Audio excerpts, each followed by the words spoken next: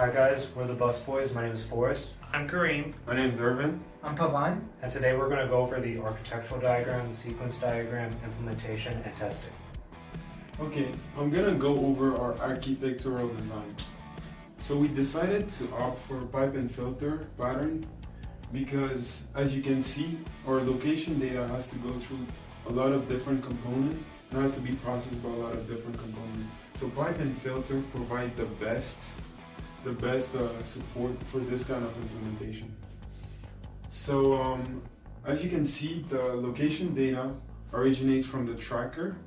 It goes right to the satellite and then to MARTA API, where extractor program is going to extract our location data and send it to the front end and right into Google API that's going to provide the arrival time.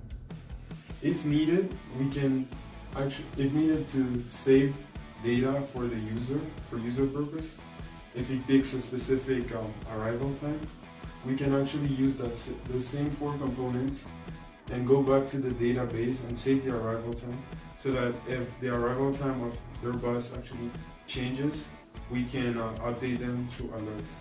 The sequence diagram for one of my use cases, sending location data, and involves 5 objects: tracker, satellite, MARTA API, extract program, and the Google Maps API. It all starts with the tracker. It gathers the coordinates of the bus that it's located in and sends that coordinates with the bus ID that it's located to a satellite. Then the satellite updates the coordinates with the relative bus ID inside the MARTA API, and this is done every 30 seconds in a loop. And our extract program then extracts and deposits the coordinates with each and every bus ID that we choose to deposit into Google Maps API to calculate the arrival time.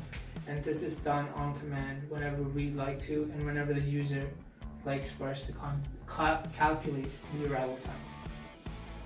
The extract MARTA PHP is what's called by the JavaScript, with the main functionality being it communicates with the MARTA API that we're using.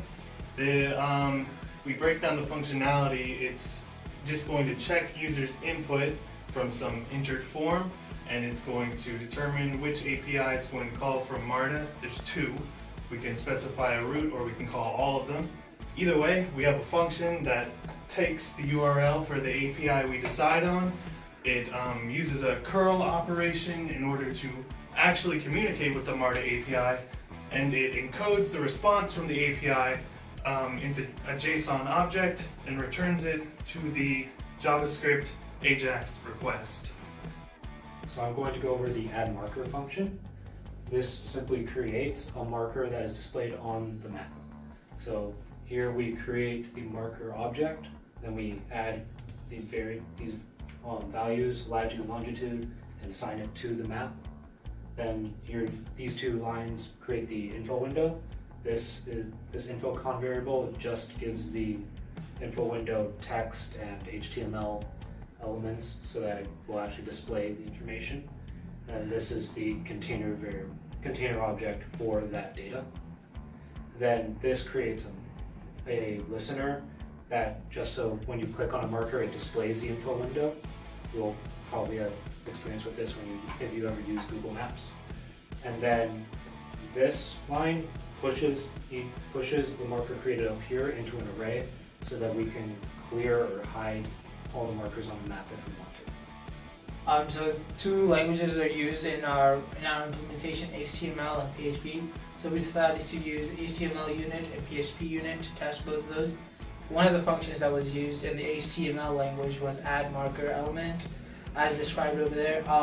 Element was an object, and it's partitioned as an empty object, complete object, or an incomplete object. Empty object would return an error, incomplete as well, but a complete object would return an OK and continue. PHP's function, one of the functions is get data URL. URL is a string and could be partitioned to an empty string, correct URL string, incorrect URL string. Empty string and incorrect URL string would cause an error and break, and correct URL string would be OK and continue.